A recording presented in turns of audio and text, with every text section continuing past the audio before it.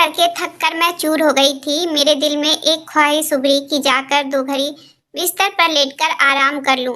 लेकिन उस घर में आराम करना मेरे लिए नामुमकिन था, क्योंकि मैं उस घर की कोई मेंबर नहीं थी। मैं तो वहाँ की नौकरानी थी। मैं नीचे आंगन की सफाई कर रही थी जब वह लंबा चौड़ा आदमी मेरे सामने आकर खड़ा हो गया और मुझसे कहने लगा, जाओ जाकर ऊपर वाले कमरे की सफाई कर दो। वह मुझे हुक्म देकर वापस जा चुका था। मैं जो आराम करने का सोच रही थी, उसके नए फरमाइश पर तो जैसे मेरी थकान मेरे ऊपर और भी ज्यादा हावी हो गई थी। मैं धीरे धीरे सीढ़ियां चढ़ती हुई ऊपर बनी हुई मंजिल पर गई। फिर कमरे का दरवाजा खोल दिया। कमरा था या कोई महल जैसा, सफेद पर्दों से ढका हुआ। चारों तरफ रोशनी ही रोशनी थी। मैंने जिंदगी में पहली दफा ऐसा मंजर देखा था। उसका बिस्तर बहुत नरम और मुलायम था। अगर बिस्तर पर कोई लेट जाए तो अंदर ही धंसता चला जाता। मेरा बदन तो ऐसे ही थकान से चूर हो रहा था। जब मैंने दिल में सोचा कि कौन सा मुझे यह आदमी देख रहा है, क्यों न 5 मिनट लेटकर बिस्तर पर आराम ही कर लिया जाए। मेरी तो किस्मत ही खुल गई है, मैं इस घर की नौकरानी हूँ। मैं मुस्कुराते हुए अपने आप से कहने लगी और फिर उस सफेद बिस्तर पर लेट गई। तभी मेरे जिस्म को जोरदार झटका लगा था। मैं अंदर बदलाव महसूस कर रही थी। सामने लगे शीशे में अपने आप को देखने लगी। वहाँ मैं नहीं बल्कि कोई और बैठी थी, एकदम चमकता हुआ चेहरा लिए कोई शहजादी। मैं तो देखकर एकदम डर गई, क्योंकि इससे पहले तो आज फिर माँ बुरी तरह खांस रही थी, मैं जो आंगन में झाड़ू लगाने में बिजी थी। मम्मी के खांसने पर पलटकर उसे देखने लगी। बेचारी मम्मी की बीमारी तो दिन ब दिन बढ़ती ही जा रही थी। तभी शहनाज बाहर से खेलती हुई आई और मुझसे कहने लगी, दीदी कुछ खाने के लिए है, मुझे बहुत भूख लगी है। उसकी आंखों में साफ साफ भूख का एहसास दिख रहा था। मैं नीचे मुंह करके जैसे शर्मिंदा सी हो गई। घर में आटा चावल होना तो दूर की बात, उस टाइम नमक भी नहीं था। मैं उसे कहने लगी, थोड़ी देर सब्र करो शहनाज, मैं अभी पड़ोस वाले अंकल की दुकान पर जाती हूँ। अगर उन्होंने थोड़ा सा सामान दे दिया तो मैं तेरे लिए फटाफट आटे का हलवा बना दूंगी।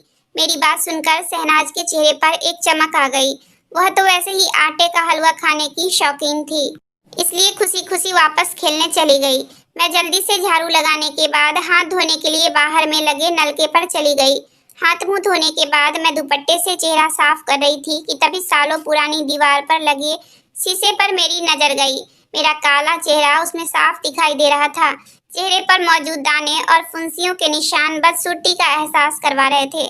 मेरी बदसूरती के तो क्या कहने, शायद मेरे बदसूरत चेहरे को देखकर शीशे को भी शर्म आ जाए। मेरे माँ और बाप दोनों ही काले थे और यह बदसूरती मुझे उनसे विरासत में मिली थी। शहनाज मुझसे 10 साल छोटी थी। वह मुझसे रंगत के मुकाबले में सांवली थी। मेरे सफेद दाग मेरे चेहरे पर अलग ही चमकते नजर आते थे। मैं बाहर जाती तो कोई थोड़ी देर भी मेरे चेहरे पर नजर देता तो जल्दी ही मुझे पता चल जाता कि वह यकीनन मेरी बदसूरती को इतने गौर से देख रहा है।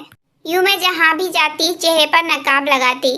कभी कभी आईना देखते हुए दिल से शिकायत भी निकलती थी कि बनाने वाले थोड़ा सा मुझ पर भी रहम खा लेते।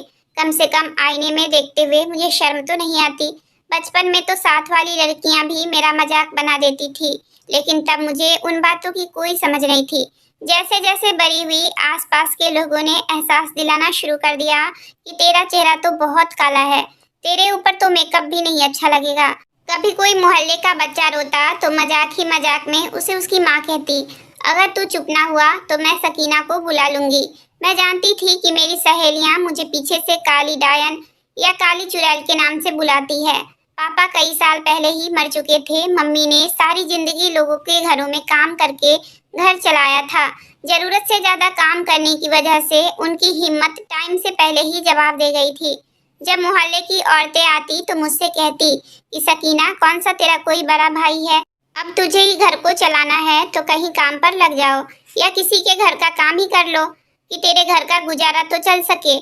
मुझे उनकी बातें बहुत तकलीफ देती थी। मैं सोचती थी कि मैं किसी फैक्ट्री में काम कर लूंगी, लेकिन किसी के घर पर नौकरानी बनकर काम करना मुझे मंजूर नहीं था। इसलिए अभी तक मैंने कहीं भी काम नहीं ढूंढा था और माँ के बस में नहीं रहा था कि वो लोगों के घरों में काम करे। धीरे धीरे करके गरीबी ने इतनी मजबूती से अपने कदम हमारे घर में कर रखे थे कि आज नमक तक मौजूद नहीं था। और मैंने अपनी बड़ी सी काली चादर ओढ़ी और सोचा कि किराने की दुकान वाले अंकल से थोड़ा सा राशन ले आती हूँ। यही सोचकर मैंने उनकी दुकान की तरफ कदम बढ़ाया। वहाँ कोई कस्टमर नहीं था, सिर्फ अंकल ही बैठे थे। फिर मैं अंकल के पास गई और उनसे कहने लगी, अंकल मुझे थोड़ा सा राशन चाहिए उधार में, अगर आप दे दोगे तो आपकी बहुत बड़ी मेहरबानी होगी। मेरी बात सुनकर वह दुकान वाले अंकल मुझे घूरते हुए कहने लगे, पहले ही मेरी दुकान नहीं चल रही है, ऊपर से तू रोज रोज उधार राशन लेने आ जाती है। पहले वाले पैसे कौन सा तेरी माँ ने दिया है? तुम दोनों माँ बेटी का तो लगता है मेरी दुकान को खाली करने का इरादा है। वह मुझे बातें सुनाने लगे, लेकिन मुझे उनकी बातों का कोई बुरा नहीं लग रहा था, क्योंकि मुझे अपनी बहन का पेट भरना था, इसलिए मैं उनकी बातें सुनने पर मजबूर थी। फिर मैं अंकल को कहने लगी, अभी थोड़ा सा राशन दे दो, कुछ महीने बाद मैं खुद ही आपको पैसे दे दूंगी। शुक्र था कि वह मुझे राशन देने पर राजी हुए। मैंने जल्दी जल्दी राशन लिया और घर आ गई। हमारे एक हफ्ते का गुजारा चल जाता। मैंने जल्दी जल्दी शहनाज को आटे का हलवा बनाकर दिया। तभी एक पड़ोस की आंटी मम्मी को देखने मेरे घर आई। मम्मी की हालत दिन ब दिन खराब होती जा रही थी। आंटी मुझसे कहने लगी, सकीना तेरी माँ की हालत कितनी खराब हो रही है, इसे तो दवाई और गोलियों की जरूरत है। उनकी बात सुनकर मैंने शर्मिंदगी से सर झटक लिया। मैं आंटी से कहने लगी, आंटी घर में 1 रुपए भी नहीं है, मैं कैसे माँ को डॉक्टर के पास ले जाऊं? आंटी कहने लगी कि देख, मजदूरी कर ले, किसी के घर झाड़ू पोछा बर्तन कर ले, ताकि तेरे हाथ में 4 पैसे आ जाए। अब तुझे ही घर चलाना है। मैं चुप थी, क्योंकि इसके सिवा मेरे पास कोई रास्ता नहीं बचा था। मैंने आंटी से कहा, आंटी कल मैं आपके साथ चलूंगी, आप मुझे किसी के घर पर काम दिलवा देना। आंटी ने हाँ में सर हिला दिया। दूसरे दिन मैं आंटी के साथ काम ढूंढने निकल पड़ी। पूरा दिन सड़कों पर घूमती रही, काम मांगने के लिए बड़ी बड़ी कोठियों के दरवाजे बजा बजा कर पूछती रही, लेकिन मेरी किस्मत इतनी बुरी थी कि किसी ने भी मुझे काम पर नहीं रखा। मैं रात को आकर फिर शीशे के सामने खड़ी हो गई। मेरा बदसूरत चेहरा मुझे आईने में साफ नजर आ रहा था। फिर मैंने दिल में सोचा कि शायद वह लोग मेरी शक्ल देखकर डर गए हैं, इसलिए उन्होंने मुझे काम नहीं दिया। घर के हालात बहुत ही खराब होते जा रहे थे। मुझे जल्दी जल्दी काम ढूंढना था। फिर आंटी ने दूसरे दिन मुझे अपने साथ लिया और फिर दोबारा से काम की तलाश में हम दोनों निकल पड़े। पूरा दिन सड़क पर मारे मारे फिरने के बावजूद मुझे किसी ने काम ना दिया। एक बार फिर मैं मायूस होकर घर लौट आई थी। तीसरे दिन आंटी की तबीयत खराब थी। मैंने अकेले ही घर से निकलने का फैसला किया। घर से निकले काफी देर हो गई थी, लेकिन उम्मीद नहीं नजर आ रही थी कि मुझे कोई काम देगा। यह बड़ी बड़ी हवेली वाले लोग मुझे अपनी नौकरानी बनाने को तैयार नहीं थे। धूप में घूम घूम कर मेरा काला चेहरा और भी गहरा काला लगने लगा था। भूखी प्यासी मैं सड़क पर चलती जा रही थी। जाने अनजाने में मेरे कदम उस तरफ उठ गए जहाँ पर कोई घर नहीं था। मैंने पीछे मुड़कर देखा तो मैं अपने इलाके से काफी आगे निकल आई थी। यूं ही मेरी नजर जंगल में बनी एक बड़ी सी शानदार कोठी पर पड़ी। बिना डरे देखने पर मजबूर थी। बहुत ही बड़ी खूबसूरत नजर आ रही थी। मैंने दिल में सोचा कि आज इस कोठी में अपनी किस्मत आजमा कर देखती हूँ। हो सकता है इस हवेली के मालिक मुझे अपने यहाँ काम पर रख ले। कोठी पर कोई चौकीदार मौजूद नहीं था। मैंने जैसे ही दरवाजा बजाया, दरवाजा खोलने वाला एक आदमी था जो मुझे बड़े गौर से देख रहा था। मैं उसके गौर से देखने का मतलब समझती थी। शायद उसने जिंदगी में मेरे जैसी बदसूरत लड़की ना देखी थी, इसलिए वह मुझे इतने गौर से देख रहा था। मैंने उसे कहा, साहब जी मैं काम के लिए आई हूँ, मुझे काम की जरूरत है। मेरे घर के हालात बहुत ही खराब है। अगर मुझे काम न मिला तो शायद मेरी छोटी बहन और माँ भूख के मारे मर जाएगी। फिर वह आदमी जब बोला था उसकी आवाज थोड़ी डरावनी सी थी। वो मुझसे कहने लगा, क्या तुम्हें काम करना आता है? तो मैं दिल ही दिल में खुश हुई और मैंने उससे कहा, जी हाँ, बर्तन धोना, सफाई, पोछा लगाना, खाना पकाना, कपड़े धोना वगैरह मैं घर के सारे ही काम कर लेती हूँ। फिर उसने यह कहते हुए दरवाजा बंद कर लिया कि ठीक है, कल से काम पर आ जाना। मैं हैरान होकर वहीं खड़ी रह गई। मुझे उम्मीद नहीं थी कि वह आदमी मुझे इतनी आसानी से काम दे देगा। मैंने घर आकर माँ को बताया कि माँ, मुझे काम मिल गया है, अब मैं तेरा किसी अच्छे डॉक्टर से इलाज करवा दूंगी। माँ मुस्कुराती हुई मुझे गले से लगा ली। माँ इतनी बीमार रहने लगी थी कि शायद उन्हें अब अपनी जिंदगी की कोई उम्मीद ना रही थी। दूसरे दिन मैं काम पर जाने लगी तो माँ को समझा कर गई कि माँ, शहनाज का ख्याल रखना, उसे ज्यादा घर से बाहर ना जाने देना और ना बाहर खेलने देना। मैंने अपनी छोटी बहन शहनाज को भी अच्छी तरह समझा दिया। फिर बड़ी सी काली चादर ओढ़कर घर से निकल आई थी। बेशक उस घर तक पहुंचने का रास्ता बहुत खतरनाक था, लेकिन फिर भी काम के लालच में मुझे उस घर तक पहुंचने पर मजबूर कर दिया था। दरवाजा खोलने वाला वही आदमी था। उसने मुझे बताया था कि पूरे घर की सफाई करनी है।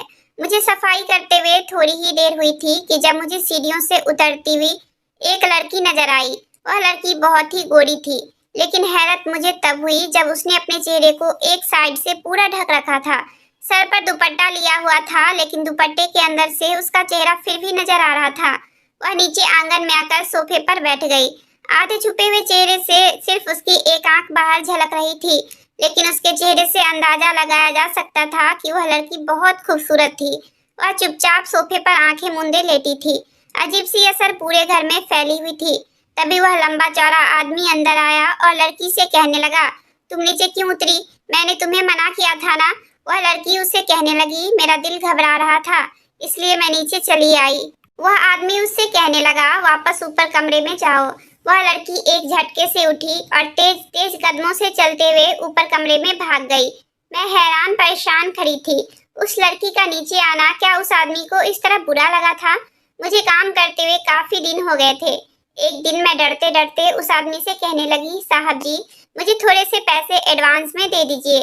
आप वह पैसे मेरी तनख्वाह से काट लेना। मुझे अपनी माँ का इलाज करवाना है, उसे किसी अच्छे डॉक्टर को दिखाना है।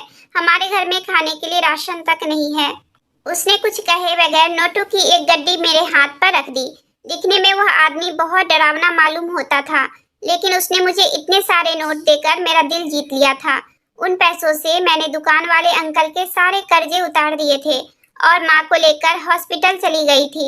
लेकिन वहाँ एक दुख की खबर मिली, जब डॉक्टर ने बताया कि तुम्हारी माँ को कैंसर हो चुका है। अगर तुम इनका इलाज करवाओगी तो वह इलाज बहुत महंगा है, इसलिए इन्हें घर ले जाओ। जितनी इनकी जिंदगी बाकी है, इनको सुकून से बिताने दो। मैं रोती रोती माँ को घर वापस ले आई। मैं सोच रही थी कि अगर माँ को कुछ हो गया तो मैं और शहनाज भला किसके सहारे पर जिंदगी बिताऊंगी। फिर एक दिन वही हुआ जिसका मुझे डर था। एक रात माँ सोई तो दोबारा ना उठ सकी। मेरी और शहनाज की तो दुनिया ही पलट कर रह गई थी। हम दोनों उस भरी दुनिया में अकेले रह गए थे। फिर मोहल्ले वालों ने मुझे समझाया कि तुम्हें ही अपनी छोटी बहन को पालना है, इसलिए हिम्मत करो, खुद कमाओ, अपना भी पेट भरो और बहन को भी पालो। मैं चुपचाप आंसू बहा रही थी। माँ के मरने के 4 दिन बाद मैं वापस काम पर जाने की तैयारी करने लगी। शहनाज को अपनी आंटी के घर भेज दिया था।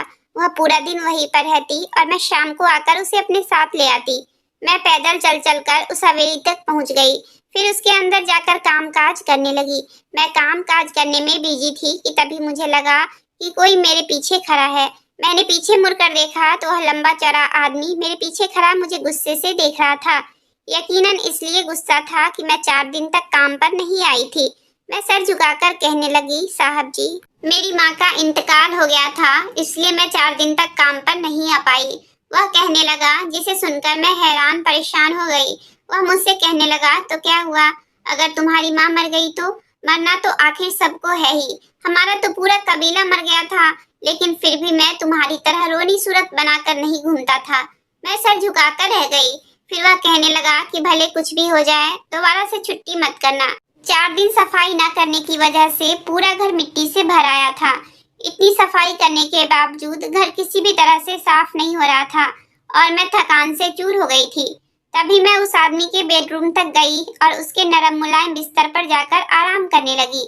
मैं भी लेटी ही थी कि मेरे जिस्म को जोर का झटका लगा और मैं उठकर बैठ गई। मेरी नजर सामने लगे शीशे पर पड़ी थी, जिसमें मुझे अपने बजाय किसी और की शक्ल नजर आ रही थी, लेकिन वह लड़की बहुत खूबसूरत थी। मैं आंखें फाड़ कर देख रही थी, यह मैं तो नहीं फिर कौन है? मैंने अपने हाथ पांव की तरफ देखा। मेरा काला रंगत मर गया था। मेरा पूरा चेहरा बिल्कुल बदल चुका था। मैं अपने आप में नहीं थी। मैं खुद को घूर घूर कर देखने लगी। आईने में मैं नहीं बल्कि कोई शहजादी थी। मेरे चेहरे पर खुशी की लहर थी। मुझे ऐसा लग रहा था जैसे मैं आसमान में उड़ रही हूँ। तभी कमरे का दरवाजा एकदम से खुला। वह लंबा चौड़ा डरावना आदमी अंदर आया और मुझे गौर से देखने लगा।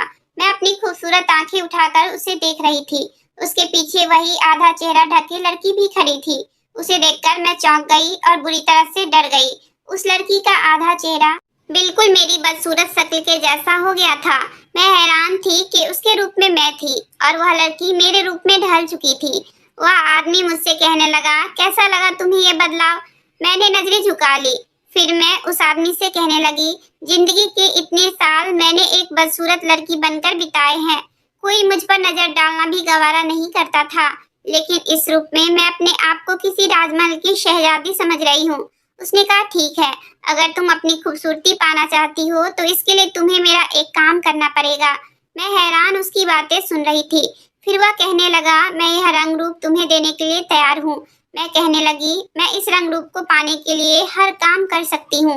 वह आदमी कहने लगा, ठीक है, यह रंग रूप तुम्हें तब मिलेगा जब तुम मेरा काम पूरा कर दोगी। यहाँ से कुछ दूरी पर एक बस्ती है, उस बस्ती के अंदर एक लड़की रहती है, तो तुम्हें उस लड़की की मदद करनी होगी। वह तुम्हारे जैसे इंसानों के हाथों इस कदर मजबूर हो चुकी है कि वह कभी भी खुदकुशी कर सकती है।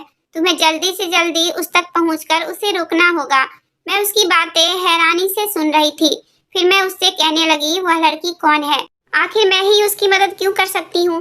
वह कहने लगा, तुम उसकी मदद इसलिए कर सकती हो क्योंकि तुम इंसान हो, जबकि हम जिन हैं। और जिन भले ही कितने ताकतवर क्यों ना हो, लेकिन कुछ ऐसे काम होते हैं जो सिर्फ इंसान ही कर सकते हैं। मैं उनके मुंह से यह बातें सुनकर हैरान हो गई। तो क्या मैं इतने दिन से जिन्नातों के साथ रह रही थी? यह इंसानों का नहीं बल्कि जिन्नात का घर है। वह जिन मुझसे कहने लगा, जल्दी करो, मेरे पास टाइम बहुत कम है, मुझे हर सूरत में उस लड़की को बचाना है। फिर मैं उसके बताए अनुसार जल्दी जल्दी घर से निकली और जंगल की तरफ जाने लगी। चल चलकर मेरे पांव थक गए थे, लेकिन बस्ती तो मुझे कहीं भी नजर नहीं आ रही थी। जंगल में भागते भागते काफी देर हो गई थी। मुझे बने हुए मकान नजर आने लगे।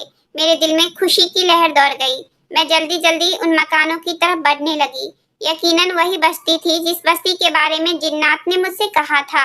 आखिरकार मैं उस बस्ती तक पहुंचने में कामयाब हो गई। फिर उस बस्ती में से गुजरने वाले एक आदमी से रुककर पूछने लगी, इस बस्ती में मुझे एक लड़की से मिलना है जो बहुत परेशान और मायूस है। मैं उसका नाम और शक्ल तो नहीं बता सकती थी, क्योंकि मुझे बस इतना पता था कि वह लड़की आजकल हालात से बहुत परेशान है। वह आदमी मुझे गौर से देखने लगा, फिर कहने लगा, कहीं तुम सितारा के बारे में तो नहीं पूछ रही हो, क्योंकि इस पूरी बस्ती में सितारा ही इतनी बुरी हालत में है। मैंने जल्दी से हाँ में सर हिला दिया और कहने लगी, हाँ, वह लड़की सितारा ही है, मुझे उससे आप मिलवा दो। उसने मुझे एक छोटे से बने हुए मकान के बाहर छोड़ दिया। मुझसे कहने लगा कि इस घर में वह लड़की सितारा रहती है। मैंने धीरे से दरवाजा बजाया। कुछ ही देर बाद दरवाजा खुल चुका था।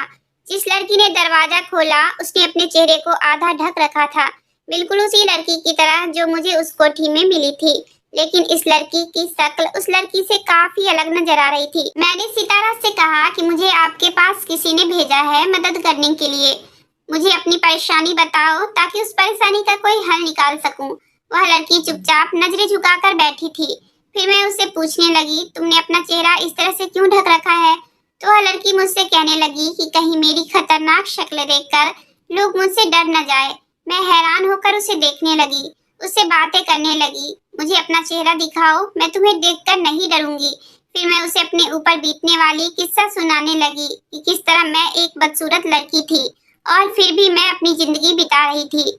मेरे बात करने पर उसने अपना चेहरा मुझे दिखाया, जिसे देखते ही मेरी चीख निकल गई। उस लड़की का आधा चेहरा बिल्कुल जला हुआ था, आंख की जगह सिर्फ निशान बाकी था और आधे होंठ पिघलकर बिल्कुल ही खत्म हो चुके थे। कान की जगह पर भी सिर्फ निशान ही बाकी था। उसका आधा चेहरा बिल्कुल गर्दन तक जला हुआ था। उसे देखकर मैं बिल्कुल डर कर बैठ गई। मेरे मुंह से आवाज तक ना निकल पा रही थी। फिर मैं उससे कहने लगी कि तुम्हारा यह हाल किसने किया? फिर उसने अपने चेहरे को वापस ढक लिया और मुझे उदास शब्दों में कहने लगी कि मेरे इस बदसूरत चेहरे को बनाने में किसी और का नहीं बल्कि इस बस्ती के लोगों का ही हाथ है। मैं गुस्से से खड़ी हो गई और उस लड़की से कहने लगी, बताओ किस आदमी ने किया यह हाल तुम्हारा? कौन है जिसने तुम्हें इस हाल तक पहुंचा दिया है? इतना जुल्म हुआ भी एक लड़की के साथ? कोई इंसान भला कैसे कर सकता है? फिर उसने मुझे हाथ के इशारे से बैठने को कहा और मुझसे कहने लगी, मैं ही नहीं, इस बस्ती के लोग पहले भी कई लड़कियों के साथ ऐसा काम कर चुके हैं। इस बस्ती के लोग किसी पर भी इस तरह ही टूट पड़ते हैं। यह लोग बेसहारा लड़की का यही हाल करते हैं। मैं भी आज से 1 साल पहले बहुत खूबसूरत हुआ करती थी। माँ बाप के मरने के बाद मैं अपनी बुआ के घर रह रही थी। उनके घर में रहने की कीमत मैं उनके घर का सारा काम काज करती थी।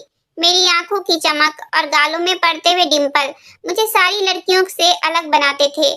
मेरी बुआ की लड़कियां सांवले रंगत की थी, उनकी आंखें छोटी थी। जब कोई बुआ और उनकी लड़कियों के सामने मेरी तारीफ करता तो जलन के मारे उनका बुरा हाल हो जाता। मेरी खूबसूरती मेरा कोई काम आने वाला नहीं था, बल्कि मेरी खूबसूरती तो उस रब की बनाई हुई थी जो सबकी सूरतें बनाता है। लेकिन बुआ और उनकी बेटियां मुझसे बुरी तरह जलने लगी थी। बुआ की लड़कियां अपनी माँ को कहती कि माँ, आप सितारा से ही घर के सारे काम काज करवाया करो, ताकि यह भी हमारी तरह बदसूरत बन जाए। एक दिन जब मेरी बड़ी कजन आलिया के रिश्ते वाले आए थे, बुआ ने मुझसे कहा कि तुम सिर्फ किचन तक ही रहना, आगे मत आना। मेरी बुरी किस्मत थी कि जब हाथ धोने के बहाने एक औरत किचन में आ गई थी। उसने मुझे किचन में काम करते हुए देख लिया था। वह मुझे देखकर हैरान थी। शायद मेरी खूबसूरती ने उसको अपने दिमाग में जकड़ लिया था। तभी वह अंदर जाकर बुआ से बातें करने लगी कि किचन में जो लड़की काम कर रही है उसे हमारे सामने बुलाया जाए। बुआ ने ना चाहते हुए भी मुझे बुलाया। सारी औरतें आलिया के बजाय मेरे लिए रिश्ता तय करके चली गई। वह लोग तो चली गई, लेकिन बुआ ने मुझे इतना मारा कि मेरी रूह तक भी तड़प गई थी। लेकिन बुआ किसी तरह भी रुकने का नाम नहीं ले रही थी। बुआ मुझ पर इल्जाम लगा रही थी कि मैं जानबूझकर मेहमानों के सामने आई थी। उसकी बेटियां मुझसे कहने लगी कि तुम्हें ज्यादा शादी की आग लग गई है, सारी जिंदगी यही तड़प तड़प कर मर जाओगी, लेकिन मैं तुम्हारी शादी नहीं करूंगी। बुआ और उसकी सारी बेटियां मुझ पर जुल्म करके चली गई। मैं अपने जख्मों पर मरहम लगाते हुए वहां अकेली रह गई। बुआ ने मुझे इतना मारा था कि मेरा जिस्म उठने से भी इनकार कर रहा था, लेकिन फिर भी उस हालत में मैं घर का सारा काम करती रही। लेकिन शायद अभी मेरे साथ कुछ और ही होना बाकी था। जब बुआ के बेटे का दोस्त एक दिन घर आया, आलिया और उसकी बहन उसके आगे पीछे घूम रही थी। वह लड़का बहुत ही हैंडसम था और एक अच्छी सी कंपनी में नौकरी करता था। मैं ज्यादा तो उस लड़की के सामने में नहीं गई, फिर भी वह लड़का मुझे पसंद करके चला गया। इसी गुस्से में बुआ ने मुझे इतना मारा था कि जैसे मैं कोई इंसान ही नहीं। बुआ गांव वाले को कह रही थी कि यह खूबसूरती का फायदा उठा रही है, गांव के मर्दों को फंसा रही है। तुम लोग कुछ करो वरना इस गांव की सारी बहन बेटियां बर्बाद हो जाएगी। उन्होंने गांव के सारे लोगों को मेरे खिलाफ इतना भड़काया कि मेरी जिंदगी हमेशा हमेशा के लिए बर्बाद कर डाली। एक रात बुआ गांव के कुछ लोगों के साथ साजिश करके मुझे बहुत मारा। दूसरे दिन मैं जख्मों से चूर किचन में काम कर रही थी कि तभी अचानक मुझे चक्कर आया और मैं गैस स्टोव पर गिर गई। मेरा आधा चेहरा बुरी तरह जल गया था। अब खूबसूरत से बदसूरत बन गई थी। मैं चीखें मारकर तड़प रही थी, लेकिन किसी ने भी मेरे सामने आकर मेरी फरियाद नहीं सुनी, क्योंकि उस गांव में कोई मेरा अपना नहीं था। फिर गांव के लोगों ने फैसला किया कि यह लड़की बहुत बेकार है, इसलिए अल्लाह ने इसे सजा दी है। इसे गांव के कोने में रखा जाएगा निशानी के तौर पर। तब से मैं इस कोने में रह रही हूँ। गांव का कोई भी आदमी मुझे एक टाइम का खाना देकर चला जाता है। अब तो सोचती हूँ कि अपनी जिंदगी खत्म ही कर लूँ, क्योंकि यह जिंदगी मुझे बहुत बोझ लगने लगी है। मैं उस लड़की की कहानी किसी भूत की तरह सुन रही थी। इतना जुल्म हुआ, वह भी एक मासूम लड़की के साथ। मैं उससे कहने लगी, तुम जो भी कहोगी, तुम्हारी हर बात मैं मानने को तैयार हूँ। बताओ मैं तुम्हारी क्या मदद कर सकती हूँ। वह लड़की उदास होकर मुझसे कहने लगी, मैं सिर्फ एक बार असलम से मिलना चाहती हूँ और उसको बताना चाहती हूँ कि मैं कोई गलत लड़की नहीं हूँ, बल्कि बुआ ने सिर्फ सारी साजिश के तहत ड्रामा रचाया था। वह गांव वालों की बातों में आकर मुझसे बुरी तरह गुस्सा हो गया। मैंने उस लड़की से वादा किया कि कुछ भी हो जाए मैं तुम्हारी असलम से बात करवा कर रहूंगी। फिर मैं गांव के लोगों से किसी भी तरह करके असलम का पता हासिल किया। उसके घर पहुंच गई। वह मुझे देखकर हैरान था। मैंने उसे कहा कि मैं तुम्हारे पास किसी वजह से आई हूँ और किसी ने मुझे यहाँ पर भेजा है। मैंने उसे कहा, वह लड़की जिससे तुम प्यार करने लगे थे, आज उसे बुरे हाल में छोड़कर वहाँ से भाग कर आ गए हो, जबकि उसे तुम्हारी बहुत जरूरत है। वह नजरें झुका गया और मुझसे कहने लगा, वह लड़की सही नहीं है। गांव वालों का कहना है वह किसी लड़के के साथ पकड़ी गई थी। तो मैंने उसे कहा कि यह सब उसकी बुआ और उसकी बेटियों का ड्रामा रचाया हुआ है। उस लड़की का किरदार बिल्कुल अच्छा है। अगर तुम्हें यकीन नहीं आता तो चलो मेरे साथ इस बस्ती में।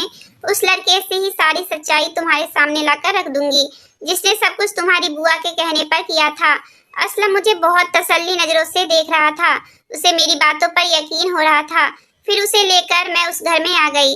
इस मामले में जिन मेरी काफी मदद कर रहा था। फिर मैंने दिल ही दिल में उन जिन से मदद मांगी और उस लड़के को असलम के सामने लाकर खड़ा कर दिया और वह लड़का असलम के आगे गिड़गिड़ाकर बोलने लगा। उस औरत ने मुझे लालच दिया था कि वह अपनी बेटी की शादी मेरे साथ करवा देगी और अपनी आधी दौलत मेरे नाम करवा देगी। उस लालच में आकर मैंने उसके कहने पर यह सारा काम किया था। असलम ने उस लड़के को बहुत मारा। उसके दिल में एहसास होने लगा था घटिया औरत और उसकी बेटियों की शादी की वजह से एक लड़की की जिंदगी बर्बाद हो चुकी थी।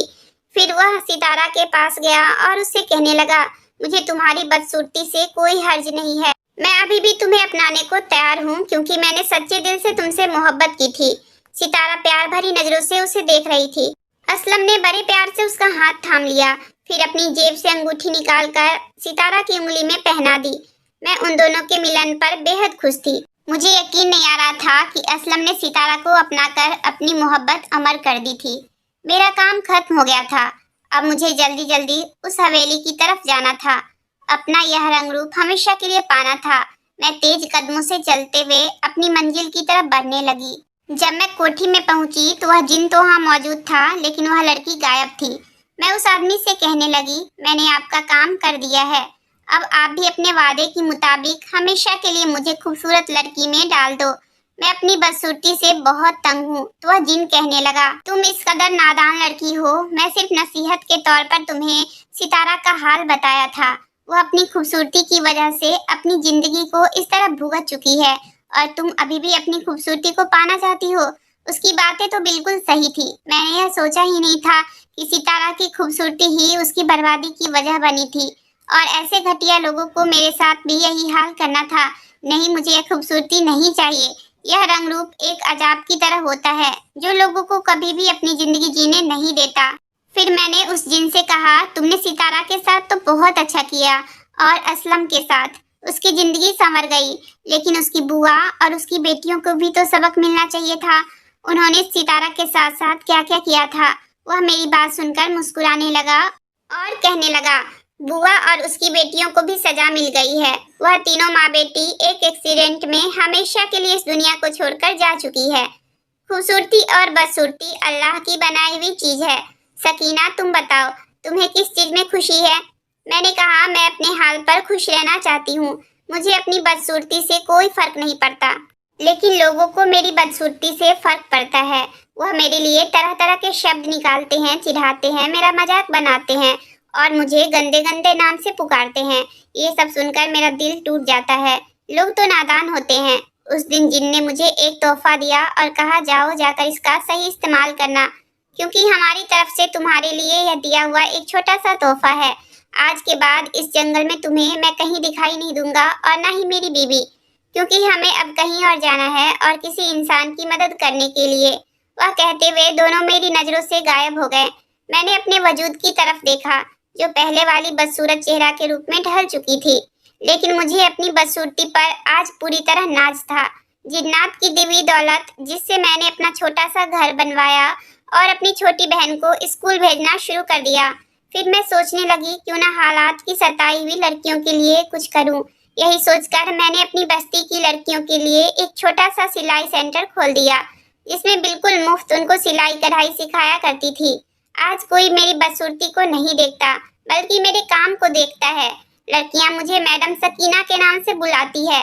लड़की जिसे कल तक लोग काली चुड़ैल और काली भूतनी के नाम से पुकारते थे, आज वह मैडम सकीना बन चुकी है। अगर आपको कहानी अच्छी लगी हो तो प्लीज वीडियो को लाइक और चैनल को सब्सक्राइब करें।